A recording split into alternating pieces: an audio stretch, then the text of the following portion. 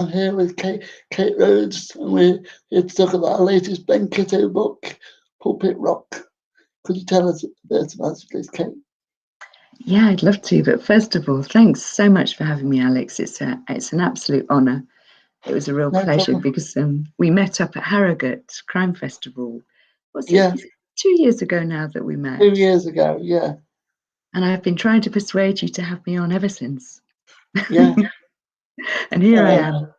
Anyway, let me tell you really briefly yeah. about Pulpit Rock. So yeah, Pulpit Rock is the fourth book in my Ben Kitto series. And all of these books are set on the Isles of Scilly, which is a little tiny archipelago of islands that many people know, I'm sure, which is off the southern coast of Cornwall by about 45 kilometres or so. And Pulpit Rock is set on the biggest of these islands, which is called St Mary's. But even so, it's not very big. The island's only 5 miles long and 3 miles wide. So with a permanent population of less than 2,000. So for me, yes, I love that kind of closed environment for a thriller because you're in a very, very distinct landscape, this tiny island, where there's a very distinct culture, a very special Cornish culture that hasn't changed much for, 50, 60 years. Feels like stepping back in time. So yeah, it's about that, and it's set. Pulpit Rock is one of the most famous locations on St Mary's. It's this very beautiful rock formation on the coast, which is where the body of a young woman is found dressed as a bride, which is how the book starts. Um, in Pulpit Rock, you've expanded the team, made it bigger because of the summer. What's it like now that you've written four in the series and the team's got bigger? Yeah, I think I felt it was just refreshing, really, to have another team member, Isla Tremaine, who's um, quite a distinct character herself. Actually, she's gay, and she feels very aware, very conscious of herself in rather an old-fashioned culture. When we think about all of the current sort of arguments about non-binary characters and how important it is for every kind of sort of gender awareness to be fairly represented in literature. I was thinking, oh, it's really odd in a way that I haven't written about any gay or non-binary characters in my work, and it felt really wrong. So she's partly there because I wanted to have somebody really interesting who's also non-binary. And yeah, she's a real pleasure to write. I've got to say, I love her. Yeah, all the characters that are in the police are very different, and of course you've got relatives of Ben as well on there. Yeah, What yeah. what was it like deciding on writing Ben in the first place? Because it's completely different to your London series. Yeah, you're so well informed, Alex. It's amazing that you know all this stuff about me. I feel like you've been swatting for an exam, which is slightly scary. Yeah, I mean, I suppose having written 6 books about a female character, a female forensic psychologist, against the sort of massive tableau of London, it felt really good to write from the perspective, first person writing from a male standpoint. And I'm quite small, so to write from the perspective of a great big fella who's sort of a lot younger than me, it was quite an imaginative leap. But I love writing about Ben and his dog. His dog is a kind of an inescapable shadow, which is why he's called Shadow, I guess. But I wanted to have him be very definitely part of the island culture. That his uncle is a boat builder. His family have been on the islands for at least 5 generations. So he really is very deeply embedded.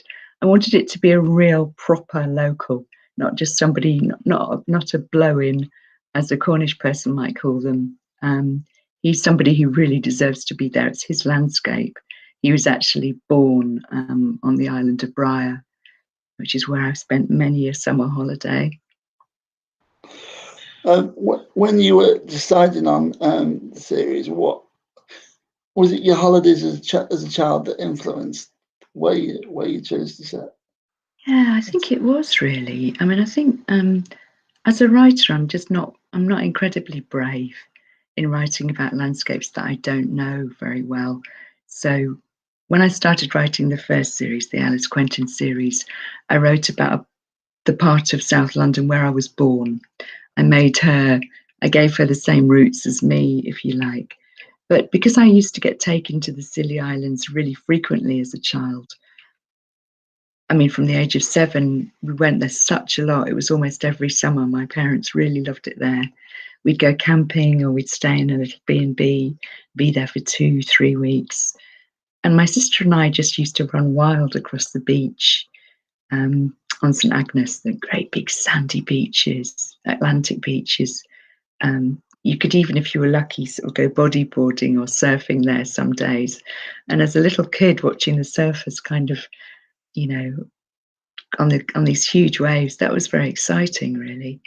I think it just stuck in my mind. So when my agent said to me, "Why don't you write another series? You know, just do something different, give yourself a breath of fresh air." My immediate thought was, "Oh, the Sillies. It's got to be the Sillies. Couldn't be anywhere else, really." In the later books, we do the boat race because I would have thought that would be perfect for them to Yeah, cover. you're clever. Yeah, the gig racing is a big old thing out there. I mean, like it is on the mainland of Cornwall. Yeah, These amazing boats. And if I bet everybody knows what a racing gig looks like, but just in case you don't, they look a bit like a Viking longboat, don't they, Alex? They're like yeah, 6 rowers on each of these boats, and they're big old boats to row. You've got to be seriously strong to have a go. The oars alone are like 15 feet long or whatever. They're really long oars, and you have to really be strong. And it's such a tradition in Scilly because the waters are very dangerous. So in the old days, before any kind of automation or motorboats or anything, these gig pilots used to row out to the big merchant.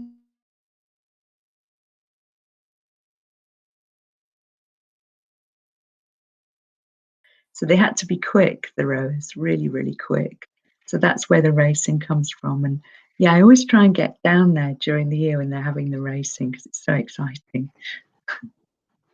yeah. Because I saw it on several BBC programs, and Oh, as I did was you? reading it, I thought that you'd not covered it yet, and I thought it was likely to No, yeah, come. it will. Actually, I met oh God, that's terrible. My memory for names is so awful. But I met the female captain of the ladies rowing team, and she's a sight to see. She's 6'2". She's absolutely huge. You wouldn't want to get in her way. She's fantastic. Because there was a swimming competition as part of Puppet Rock. Um, did you swim as a child in the sea out there? Yeah, I'm a big sort of sea swimmer. I'm not particularly sort of confident swimmer in terms of swimming for miles and miles and miles. But as a kid, because there are a couple of bays where it's really safe to swim, and a couple of bays where it's really, really not safe to swim. So we used to just get taken to these beaches where you have this huge sweep of sand. I learned to swim there, and as I got older into my teens, my sister and I could swim across from one island to the next, which sounds like a huge thing to do, but if it's only like the distance between Briar and Hangman Island is only a couple of 100 yards, so it's not going to stretch you if you're a decent swimmer. But it felt magical to swim from one little island to another. Yeah, it really embedded my love of outdoor swimming. Did you do diving too? Because of course that was a plot for book 2, wasn't it? Yeah, again, I learnt how to dive there at the diving school on Tresco, and that was magic as well to do that. I guess I was about 18 when I learnt to dive, and I had to kind of overcome a lot of fear to do that. Actually, I know that sounds a bit cowardly, but I'd always had a bit of a thing about going deeply underwater and how scary that would be. And it was pretty scary, to be honest. I don't dive now, But I dived for a couple of years, and for me, it was always a mix between being very scared of being in this alien environment and being absolutely entranced by how beautiful it was. It was a mix for me, which I tried to kind of put into the second book, which is all about diving. Yeah, Ruin Beach. Going back to the first book, Hawley, though, when you were putting Ben on the island, you related it back to a colleague in another part of the country, but they're not. The story was covered in the first book. It's not really been covered a lot since. Yeah, that's right. He was very distraught about the death of his colleague Claire, and there's a reason for that. He felt sort of implicated in her death, and I think once he was liberated from that sense that he might have been to blame, I think he could just sort of move forwards really, which is why I didn't come back to it. But he's got a lasting memory of her because he's got her dog. Can't get away. I was more aware of it because I read books 2, 3, and 4 virtually back to back. But I read Hawley a couple of years ago, so I was aware that there was something, but I couldn't exactly remember what it's like. What is it like for you to try and remember it? Because we were talking before we started, and you said you were writing later books in the series. Yeah, that's right. I'm sort of busy writing book 6 at the moment because I'm very lucky. I've got I was given a contract to do 7 of these books, so I always knew that I'd be writing a lot of them, which has been such a privilege. It's been fantastic. Yeah. But the trouble for me is I don't have a brilliant memory. So if I'm sort of really slap in the middle of writing a book like I am right now, everything else goes. I mean, I can't remember anything from other books, which makes me a really crap interviewee. Sorry, Alex, you're doing a really good job. But if I get to a certain point and just say, oh, I don't know, if I completely blank on you, that'll be why my brain's just a bit knackered from working all day. Because you've been writing a long time. I think your first book was in 2003, wasn't it? That's right. Yeah, it's a long old time now. Yeah, I started out writing poetry, wrote a couple of books of poetry, but poetry is a brutal kind of it's a brutal sport, I think. You've got to be so good at it. And I kind of realized after I've written 2 books that I loved the poetry, but the poetry didn't necessarily love me. You know, I spent 5 years writing each of my poetry collections. And I thought, do I really want to spend another 5 years writing another? And the sad fact is, you know, Alex, nobody reads poetry in this country. It's a tiny, tiny thing compared to films, you know. I used to go to a writing group where lots of people were writing it, but as you say, not a lot of people read it. No, shame, isn't it? Yeah. Have you managed to incorporate it in any of your crime books, or? Not really. You know, it's weird that I think a lot of people are kind of scared of poetry. Maybe it's just because we don't really read it apart from when we're in school, and you know, nobody ever really explains, you know, that poetry can be joyous. It can just be a celebration of words. I think people find poetry can be a bit scary, so I actually don't use it in my books. Just try and write quite plain English, really. I miss poetry now and again, though. Maybe one day when I get time, I'll crack out another poetry collection. Particularly now I've got a grandchild. Actually, my 7-year-old grandson Freddie's mad about poems. Anything that rhymes, he loves it. So maybe I'll write a poetry book for kids. Why not? I love to see different sides of authors and what they come up with. Why did you start with forensic psychology? Because it's so different to the Kiddo. Yeah, I think I'm very lucky in a way that my brother-in-law is a clinical psychologist who's also got a specialism. He's done work for the police as well. And I can just remember being fascinated by his job. Obviously, he could never talk about specific cases. He's incredibly discreet about his own particular work. But every time I went round to my sister's for dinner, I'd end up talking to David about his work and how he got qualified and what it covered.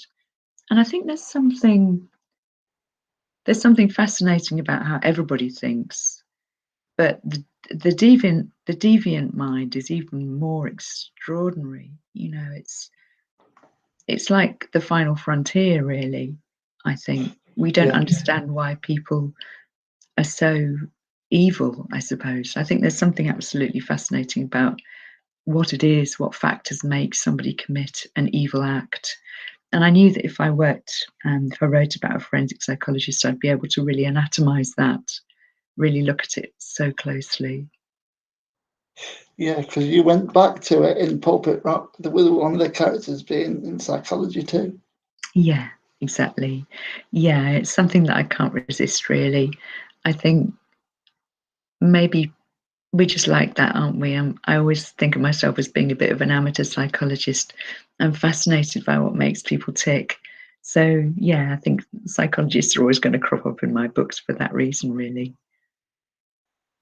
Pathology as well was an interesting angle in books 3 and 4, because of course you got a brand new character which is very different to the norm. Yeah, I really like Gareth Keeler. He's always really, really cheesed off to get called to a case because he's a mad golf player. So you normally find him on St Mary's golf course, kind of perfecting his pitch and putt. But yeah, I love Gareth. He's one of those characters who he's real fun to write because he seems very sort of formal and a bit sort of aloof on the surface, but underneath actually he's got quite a good wit, and he's going to get quite friendly with Ben as the books go on. Yeah, he's got Yeah, some mileage, that character, I think. I like the slow development of all the new characters you bring in. I mean, you with the forensic tech as well, you've got the disability angle, which I wasn't expecting. Yeah, I love Liz. Yeah, I think what's really weird, Alex, is that we don't have enough characters who are sort of either using a wheelchair all the time or part of the time. Because when I think about my Yeah, circle of friends, the people that I know, several of them are using wheelchairs most or all of the time. It's not something that I consciously think about. But why have I just not included them? It's weird and wrong. And one of my friends, who's actually in a wheelchair most of the time, said to me, "How come you haven't got anybody using a wheelchair?" And I thought, yeah, it's about time. because spina bifida is a complex condition, which is no, I've never read the spina bifida character before. What was the Yeah, research for that like? yeah. A friend of mine has got spine or had spine. Do you ever get rid of it? No, I don't suppose you do. She's It's still as living it with is. the after effects of lots of surgery Yeah, because of her spina bifida. Spina bifida, it's an absolutely extreme curvature of the spine. So yeah, um, quite a thing, isn't it? It's quite a thing to live with. And I thought, yeah, because you're dealing with a lot of pain, aren't you, with spina bifida?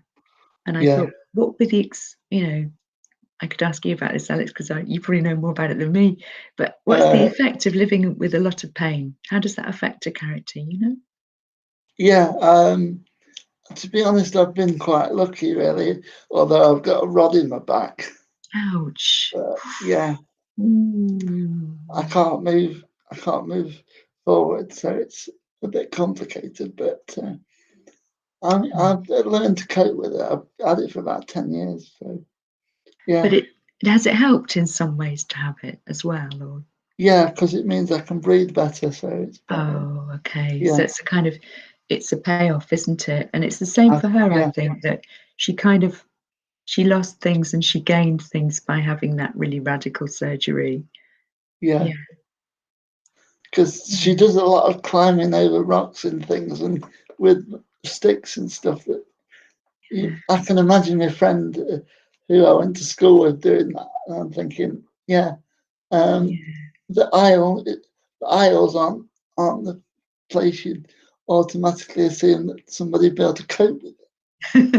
Yeah, it's partly the story about that's quite funny actually. That when I was researching for Hell Bay, I went out to Briar, um, and I was staying at the very lovely Hell Bay Hotel, and I got chatting to this really lovely woman who was in a wheelchair because I'd gone down on my own.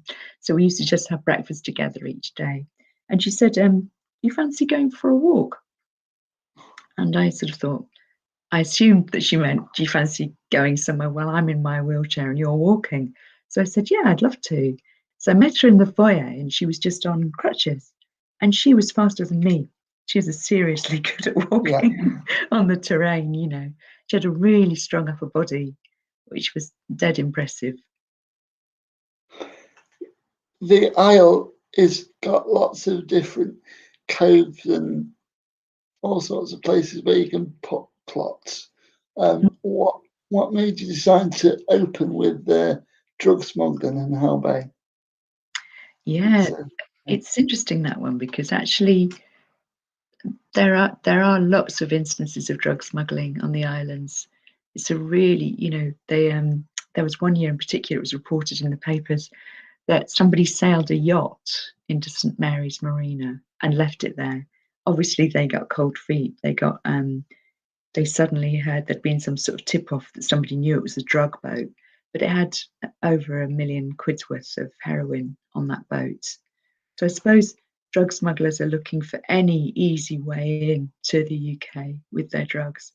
And tiny islands are a really good way. There's no customs men, there's nobody checking to see whether you're allowed to be there, nobody checking your boat, nothing. So yeah, a really good way to as an entry point. So I thought, I'm going to have to use that in some way. yeah, one of the things I really enjoy about your writing style is how you write one chapter from the point of view of a non-police character within the section, and Oh, it's a third person. So what's that like? Putting yeah, those small bits in. I love that. I like. Thanks so much for saying that, Alex, because actually that matters to me that I do. Alternate the voices because I think there's something about if you just write simply from the viewpoint of the police, it can be a bit relentless. The thing that really interests me, I suppose, is the effect of the crimes that are happening on the victims, or even trying to get into the criminal's mindset. Um, the one I'm writing at the moment is actually the second voice is from the perspective of the killer herself. So you've got a different one, a different way of writing Yeah, coming up. Yeah, I really like having a second voice. Yeah, to give the reader a bit of a break, partly a different. So you're looking at the same crime, but from a couple of different angles. yeah, it comes across really well on audio because with the small little sections, it allows a break so you can read longer. Yeah, it's yeah. Oh, that's it. That's interesting. I hadn't thought of that. Yeah, I really love the audio reader. I think he's got a really good voice. It's kind of Yeah, very unique. yeah. I love the way he reads. So I was very lucky to get him. Um, who who do you read when you're having a break from writing? Well, it's funny. You and I were just talking about Val McDermid, weren't we? She's still Yeah, the queen of crime for me. I think she was the first crime writer that I ever read and just thought, wow, this is blindingly good. She's just so, so good at plotting and her characters really jump off the page. So whenever she's got a new book out, that's kind of cause for celebration for me. But I'm afraid I'm a lover of all things Scandi as well. If it's got anything, even a small Scandi aspect to it, then I'm going to be all over it. I loved Henning Mankell. He was another writer that I just thought, wow, this landscape he's writing about, these snowy Swedish forests. It really made me want to go to Sweden. I think if a writer manages to transport you to their landscape, that's a really good sign, isn't it? It's a proof that they're doing their job. yeah, you seem to do that well, and it's emphasised by the author notes at the end of the book as well. How do you mean? But because you describe the research you've done at the end of the book with the author notes. Oh, okay. Oh, that's interesting. Yeah, I always assume that nobody's going to read those apart from the person I'm actually sort of addressing them to. That's lovely that you read them. Yeah, Yeah, I normally just because I go down to the islands always to do my research because I'm terrified of getting things wrong. Because I suppose because I'm writing about a real landscape where people live and work and raise their kids. If I mess it up, that's not right, is it? They're going to be really upset and annoyed by that. So yeah, I try and go down there. And in fact, my husband takes good photos, much better than me. So I normally drag him down there to take a load of photos as well and look at them when I get back. With lockdown, you must have been struggling to go and do that kind of research with not being able to. It's been really tough actually, Alex. Yeah, I mean, I think everybody's been suffering, haven't they? I mean, in a way, me not being able to go down and do my research is just tiny. I've been so aware how badly some people are suffering. Yeah. It's been such a sobering time, hasn't it? It's really just been such a bad time for everyone. Got to admit, though, that I am seriously looking forward to my next trip down there, which I'm really hoping is going to be this summer, because I'm really ready for a research trip, that's for sure. In the meantime, all I can do is ask people for information. Yeah. How often do you spend down there when you go on a research trip normally? I've got a couple of lovely friends down there, so they're very sweet. They let me. One of them's got a little cottage that I use when I go down there, and she just sort of charges me mates rates, bless her.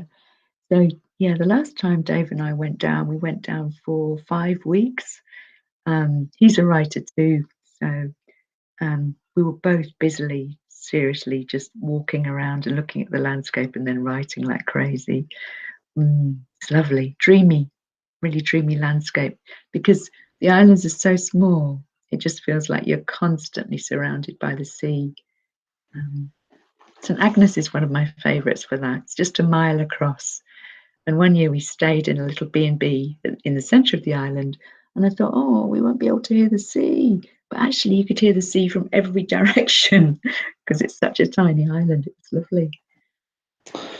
With the islands being so small, it must have been nice in Pulpit Rock to have a larger cast with the summer because it meant that you didn't have to worry about giving too much away with a small cast.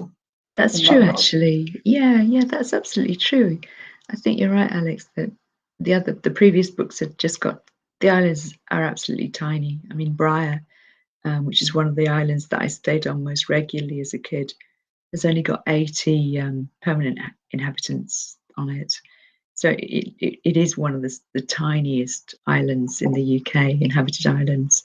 So to take a break from that and be in a slightly more populated area was quite nice. It meant I could have people doing different jobs and different things, which was quite fun, really. Yeah, I loved it.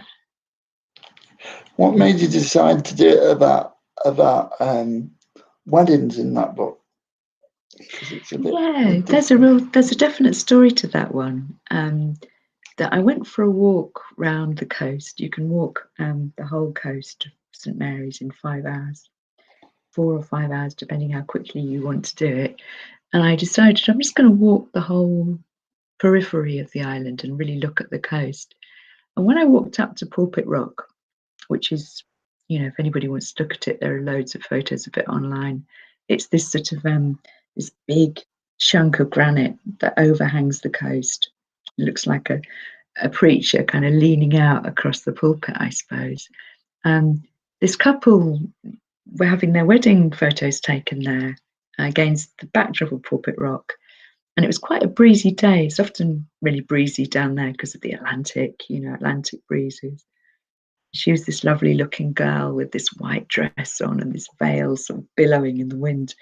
And I took a photo of them and it stuck in my mind that it was an amazing location to have your photos taken. And I found out afterwards that it's a real favourite spot for people to have their photos taken against that wild Atlantic sea. I thought, I wonder if I can. I'd never written about brides before, so I thought, the bride is an amazing sort of image, very important in our culture, really. We're all obsessed by weddings, I think. It seemed to be a really different way to do the series, but in book 2, you were dealing with body. I know it's book 3. When you're dealing with bodies and burning bodies, it's a bit different. How did you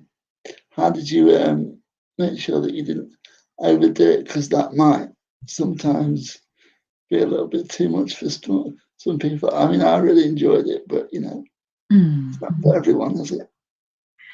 Yeah, I suppose you want to write about somebody's death. If you're writing thrillers, you've got to be prepared to look these dark subjects in the eye, I think. But I really hope that the descriptions that I do aren't gratuitous, aren't sort of there just for, to sort of, to titillate readers who are looking for violence in books. Because normally I'm trying to express a sympathetic viewpoint towards the victim by showing how vulnerable they are and how heinous the crime is, really. But I have to accept also, I think there are some readers who come to these books and they are, well, like you with your criminology degree and your fascination with forensic science. They want to make sure that you get your forensic science right. So I always do lots of research about the actual circumstances of the death, because the people in the book would, wouldn't they? The pathologist would, I guess. Yeah. And, yeah. Try not to be too gory. I wouldn't say you are. Just the nature of that plot was a bit more different to the other 3. Yeah, quite a lot. It's a very angry, sort of violent killer in that book. Yeah, somebody who's really, really on a mission to hurt people almost. Yeah. When deciding who the killer is, you seem to focus on the more traditional way of doing it, and I like to try and solve it because you make sure that every one of the characters might have a little bit of something to do with it. So I like to see whether I can get there before the end of the book. I hope you're horribly failing on that front, Alex, but I bet you're not. I bet you're getting ahead of me. But yeah, I like to kind of persuade people not to down the wrong alley. You know what I mean? Yeah. When you're doing that, how much planning does that take? Quite a bit of planning, really, because I'd love to be able to say that I'm one of those organic writers that just kind of, it all flows, and then there it is, a book, I've written it. No, it's blood, sweat, and tears for me. I always try and sort of write it in a couple of good drafts, but it takes me a long time. It takes me the best part of the year that I'm given always to do the book, really. They're normally phoning me and saying, "Where's the book?" And it's because I'm trying to kind of make it work properly and put a few more red herrings in normally. Because like you, I like to be able to see who the killer could be. I like to be able to think, "Oh, I've got there." I know. I normally get it wrong, of course. What would you say was your favourite traditional writer that you might have based that method on? That's really hard because there are so many good ones. I've got to say I was a huge fan of Ruth Rendell. I think she's such an expert plotter, really fantastic. Mind you, having said that, I'm also a huge fan of Ian Rankin. I think the Rebus books often leave me guessing. He's really clever like that. Very smart. Yeah, I'd probably say Ruth Rendell and Ian Rankin actually for that rather traditional but very clever way of constructing a plot, so you're never quite sure where you stand. Yeah, I love that psychological aspect to it. In the series, we've got a really unusual character with a side character with a dog. This is the big character that appealed to me with the series because it's a really unique side character that's attracted me to keep reading the series, I think. Oh, thanks, Alex. Well, you know the story behind Shadow, which is that I was dog sitting for friends when for a whole summer when I started to write the book. and Shadow just managed somehow to get into the book. I'm not quite sure how that happened really. It's kind of weird because I wouldn't until we looked after him. I wouldn't have said really I was a dog person. I grew up with cats, and suddenly we had this big grey wolf dog in the house, and he's a really big, hungry animal. But he was so gentle. I mean, when I used to sit down to write, he'd just come and lie across my feet. So I couldn't not be aware of him. He always wanted to be around us. And somehow I wasn't intending to put him in the book, but there he was. He was sort of, he decided to be part of the book, I think. It was his choice. Yeah, with the side characters, it's essential to have something a little different. But is Ben's sergeant, who starts off as quite small, develops by the fourth book into somebody a little bit more of a challenge towards. He's quite comfortable questioning Ben now. What's it like developing a character like that? Yeah, I love writing about Eddie because he's really on a journey, I think. When he starts out, he's kind of a raw constable, and Ben thinks, oh no, he looks like a choir boy. He's this little blonde creature who doesn't seem to know anything and is a bit useless. But actually, he's really bright and he's really keen to get things, to get things right. I've loved developing him, and also he's clever. He's managed to get under Ben's skin, and he's even managed to persuade him to be godfather to his little girl. He's kind of he's got Ben's back. I like that. They've got each other's back. Ben's boss wasn't really in Puppet Rock a lot, but he's like I'd say it's important to have antagonist character. Yeah. Do you enjoy writing him? He is like an antagonist, isn't he? I suppose he's really old school, and he likes always his Ben's boss, DCI Madron, really likes to believe that he's in charge. So he kind of he's always putting Ben in his place. He can't bear it that Ben's a really good, intuitive cop, a good detective. Can't bear anybody being smarter than him. So he's I suppose maybe we've all had a boss like that who just wants always to be in charge and never to let anybody else have a creative thought. That's him. That's Ben's boss. But he's got a kind side as well. We just haven't seen that much of it yet. When you're developing your other series, now that you've moved away from that, is there any chance of going back? I've not read them, so I don't know how you concluded it. Obviously, the last book.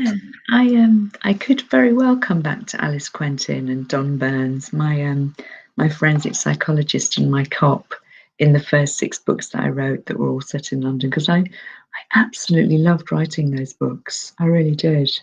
But yeah, I think I was a bit stumped when my agent phoned me up and said that she'd not only managed to sell my first book in this series, Hell Bay, but they wanted 7 of them. I kind of thought, oh, blimey, that's 7 years' work. That's a lot of work. Do I, have I got it in me to write 7 books on the same small little tiny islands? But I thought, well, yeah, I probably have. I mean, I've only read one of Anne Cleeve's Shetland books, and I really, really loved it. I thought it was great. In fact, I must read the rest. But I thought, well, if Anne can do this for the Shetland Islands, then I can do it for the Scillies. She's obviously passionate about the Shetlands, and I'm passionate about the Scillies. So, yeah, there was a little bit of me that just thought, oh, if I agree to do this contract, 7 books, I won't be able to write any Alice books for a long time. But yeah, never say never, I think, is the answer to that.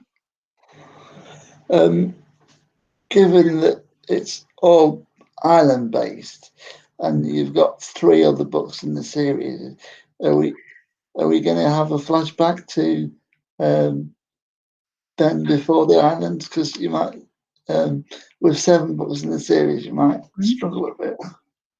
Well, Right, that's an right. interesting question, young man. That's a trade secret. Can't give it away. Yeah, actually, interestingly, the one I'm writing now, bits of his old life do filter into the current story. But Yeah, I love keeping characters in a particular location. I think if you have them sort of going from Singapore to Paris and then on to Los Angeles or whatever, yeah, I like a distinct place in my books. And I think one of the things that readers are liking about these ones, from the feedback that I get, is that they like them being on these small islands. So I think I'm going to stay there for the time being, actually. yeah. I mean, that is what does appeal to me. And of Oh, course, with them being smaller than average as well, about 8 hours on audio, it allows me to get involved in the universe. And if you've written more than one, I can do it back to back quite easily. oh well, I've made your life easier then, haven't I? Write nice short books. Yeah. I mean, um, 8 hours is still around average, but Yeah. are any of the later books going to be maybe a little longer, or is it just comfortable writing that length? It's really weird, you know, I always think when I set out on a book, the editor will say to me, you know, you can write up to 120,000 words if you want to. And I set off thinking, right, this is going to be my big book. You know, it's going to be this thick and it's going to be massive. And I set off writing the story, and sure enough, it's 80,000 words. Just about every single one of my books ends up being 80,000 words. I can't do these big, thick, sort of airport type books that keep people going for a whole year. If I could do one like the Da Vinci Code, I would, believe me, Alex, but I don't seem to have it in me. No, there's nothing wrong with that. You need like a palate cleanser. So Yeah. what do you do as a palate cleanser book when you're in between writing? I know we've discussed about vowel and things, but you Yeah. must have a palate cleanser that you go back to on Yeah. occasions. Oh, I do, you know, and it's not always crime because I was an English teacher before I started to write, and I loved it. I did 10 years teaching English and loved it. So felt a bit guilty about leaving to pursue my dream of being a writer. So yeah, I'll read more or less anything when I've got plenty of Shakespeare and Keats and Yeah, God knows what else on my shelves, you know. So yeah, if I want a real palate cleanser, then I won't read crime. I'll read a biography or a history book or something just to kind of completely blow away the cobwebs and start over. yeah. Uh, was English your PhD? Because it doesn't say what your PhD was on your Yeah, site. it's actually American drama. I did it on Yeah, Tennessee Williams and also looked at Arthur Miller as well. I loved it. I really loved doing that PhD. It was such an indulgence, really, when I think about it now. There was no earthly reason for me to do a PhD, but I did it, and I did it part time while I was teaching in school. So yeah, it was quite a labour of love. there's nothing wrong. There's nothing wrong with a good labour of love. I mean, No, it's yeah, true. Yeah, I felt better for so, doing it. yeah. Um, when you're doing your teaching, what would you say that your best advice was to your students before you left to write? Hmm. Oh, it's funny. I was teaching my last teaching job, full time teaching as an English teacher, was at a sixth form college in Essex. Um, and the kids were really sparky, really lively. So it was the normal advice I would give them was just stay out of jail. You know? It was normally stay out of jail, go to university, you know, make a success of yourself because they were all just lovely. They were really great kids. And yeah, I'm still in contact with some of the kids that I taught now, actually, still get the odd Christmas card. And now I'm so old that some of the kids that I've taught are grandparents themselves. That is a bit scary. Scary, Alex. What? Yeah, when you were starting out, what made you decide crime was what you'd do after poetry? Because there's lots of Um, options. I think I just wanted to write. I really wanted to write something longer. Um, Yeah, the book that I'd read that really, really blew my mind, in terms of just being immaculate, I guess, was Brighton Rock by Graham Greene, Yeah. which is a kind of real old school thriller. And it's so beautifully constructed, and the style was fantastically poetic and really brilliant. I thought, oh, you can write any sort of crime. And maybe I've got too dark a mind to write a romance, I think. My husband Dave writes romances. I think he's the more romantic of the two of us. Let's just put it like that.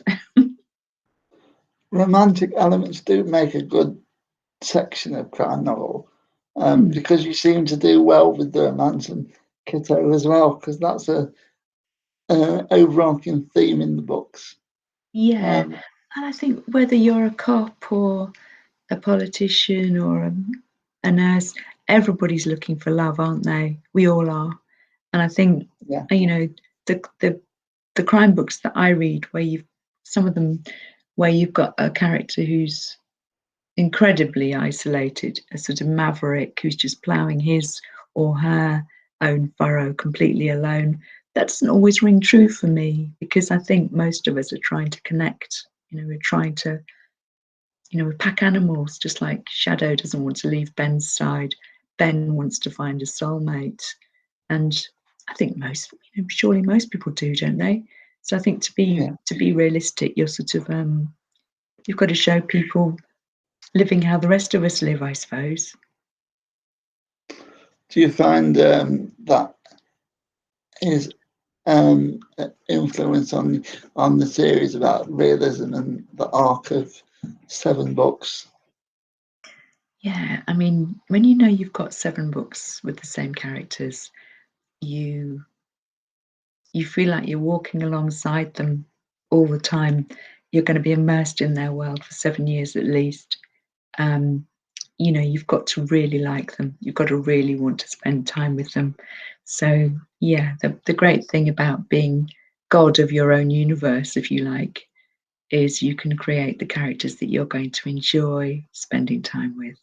So I think so far, yeah, I really like them all. I've got to say, the characters, they're people I definitely want to have a cup of coffee with. Apart from the killers, that is not a good idea to have a coffee with most of them.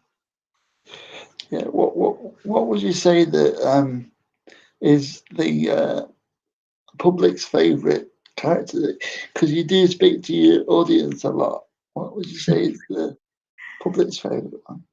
Yeah, I speak to my audience quite a bit because I'm lucky that I've got a few, well, including you, Alex, nice people who communicate with me on Twitter, and I really value that, because it's a really quick way to find out what's working, what's not for readers, and I think you can't underestimate that.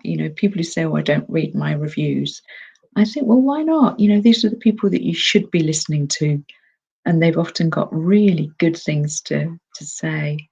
But yeah, it's funny that the really weird thing about these books is that people like the dog. They really love Shadow. So Yeah. I kind of thought I might just have Shadow for the first book.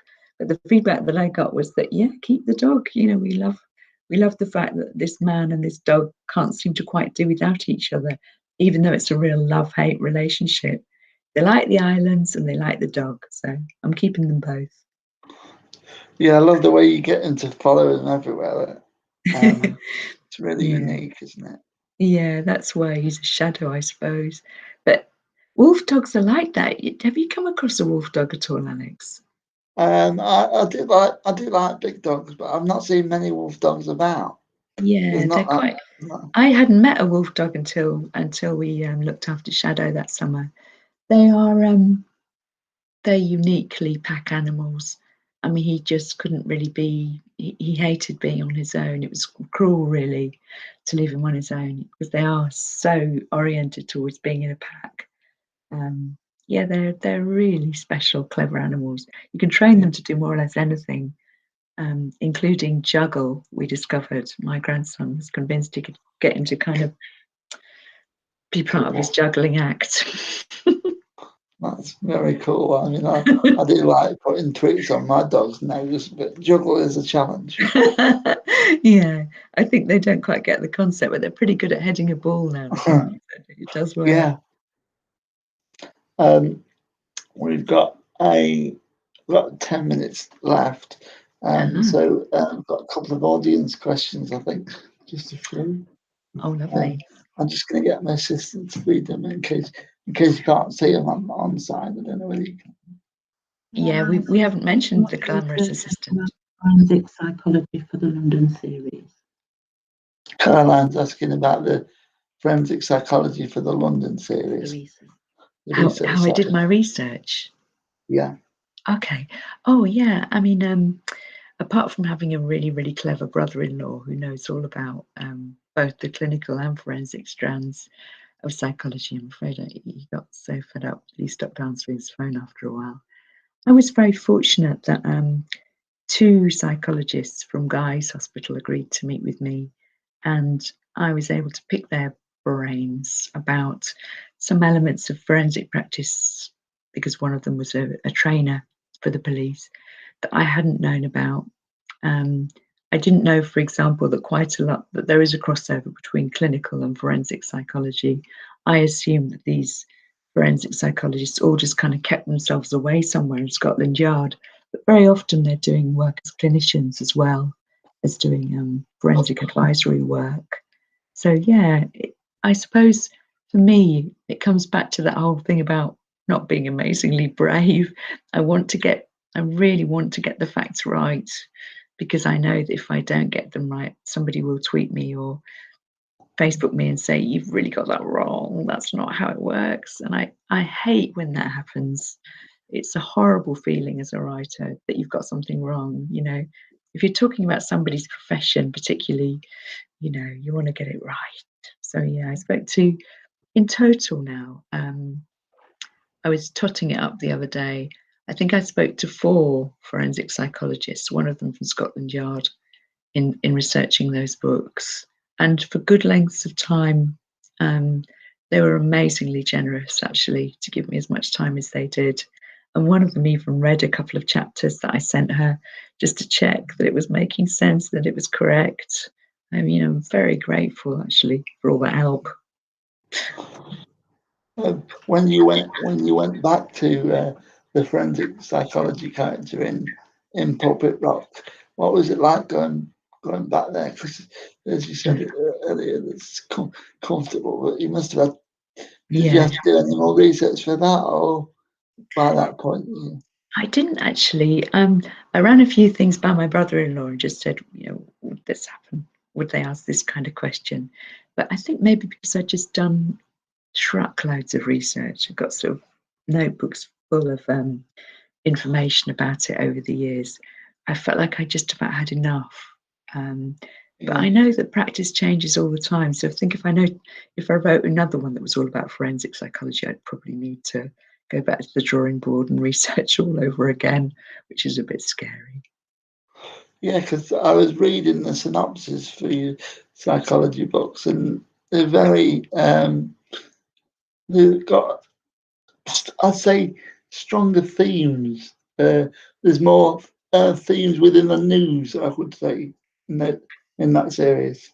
Yeah, there's quite a lot of those books just sort of sprang out of kind of current events, like The Winter Foundlings was all written about the Foundling Museum in London, and at the time there'd been loads of stuff in the news about the Foundling Museum, and there was a series of documentaries, and I just thought, really interesting. So very often those particular books sprang directly from things that I'd seen on the news or read about in newspapers. Less so with these island books. They're a bit more timeless, I think. I hope. Timeless is a good phrase. Yeah, I'd say so. Oh, that's kind.